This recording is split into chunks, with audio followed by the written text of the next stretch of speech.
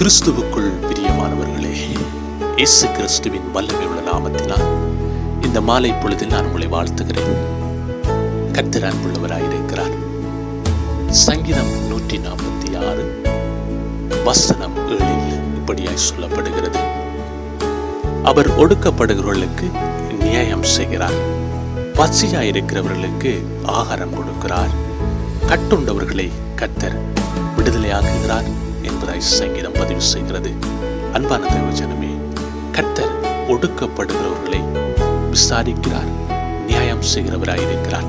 அன்பான சகோதரி சகோதரியே, இந்த மாலை பொழுதிலே கர்த்தருடைய வார்த்தை உங்களை நோக்கி வருகிறது. உங்களுடைய வாழ்க்கை ஒடுக்கப்பட்டிருக்கிறதா? நீங்கள் தாழ்மையில் இருக்கிறீர்களா? கர்த்தர் உங்களை உயர்த்துவார், கர்த்தர் உங்களை ஆசீர்வதிப்பார். ஒடுக்கப்பட்ட வாழ்க்கையில் ஒரு மேன்மை உண்டாகும்.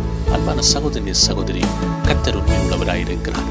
புறக்கணிக்கப்பட்டவர்களை, ஏழைகளை, தள்ளப்பட்டவர்களை கர்த்தர் தூக்கி விடுகிறவராயிருக்கிறார். ஆண்டவராய் இயேசு கிறிஸ்து இந்த மாலை பொழுதிலே உங்களை ஆசீர்வதித்து உங்களை பாதுகாப்பாராக. God bless you.